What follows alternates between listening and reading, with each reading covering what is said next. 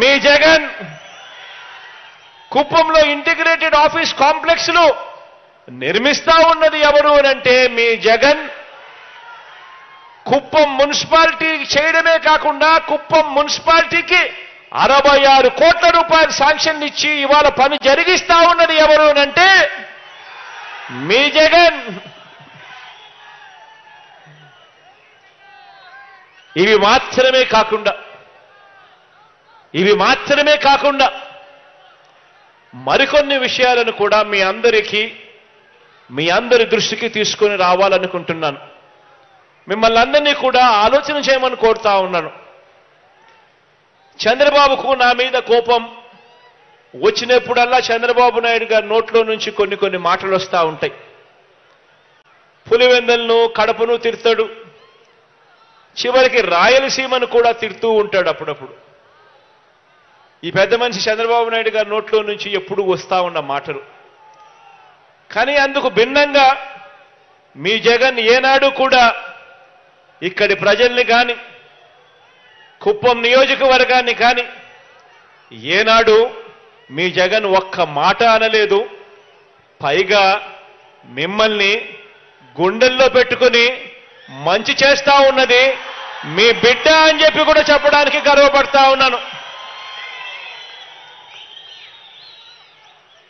పులివెందుల్లో ఉన్న, కుప్పంలో ఉన్న, అమరావతిలో ఉన్న, ఇచ్చాపురంలో ఉన్న పేదల్ని పేదలుగా చూశామే తప్ప వారి కులం, వారి మతం, ప్రాంతం, చివరికి వారి పార్టీ కూడా చూడకుండా సంక్షేమము, అభివృద్ధి కార్యక్రమాలు అమలు చేస్తా ఉన్నాము అని కూడా సగర్వంగా చెప్పగలుగుతా ఉన్నాను. గత ఎన్నికల్లో చంద్రబాబుకు ఓటు వేసిన కుప్పంలో ఉన్న పేదవాళ్ళందరినీ కూడా ఇవాళ చెప్తా ఉన్నా, మీరందరూ కూడా నా వాళ్ళే అని కూడా ఈ సందర్భంగా గర్వంగా కూడా చెప్తా ఉన్నాను. కాబట్టే బాబుకు మించి, కాబట్టే చంద్రబాబు గారికి మించి ఆయన 14 సంవత్సరాలు ఆయన ముఖ్యమంత్రిగా పరిపాలన చేశారు. మీరు చూశారు. ఆ చంద్రబాబు నాయుడు గారి పరిపాలనకు మించి ప్రతి విషయంలోనూ కూడా ఇక్కడి పేదలకు, ఇక్కడి నా అక్క చెల్లెమ్మలకు, ఇక్కడి నా అన్నతమ్ములకు, ఇక్కడి నా అవ్వాతాతలకు మనసు చూపాం, మంచి చేశామని చెప్పి కూడా సగర్వంగా తెలియజేస్తా ఉన్నా. ఇదే కుప్పాన్నే తీసుకోండి. నేను చెప్పే ఈ అంశాలన్నీ కూడా ఒక్కసారి టైం తీసుకొని ఆలోచన చేయమని మిమ్మల్ని అందరినీ కూడా కోరుతా ఉన్నా. ఇదే కుప్పాన్నే తీసుకోండి.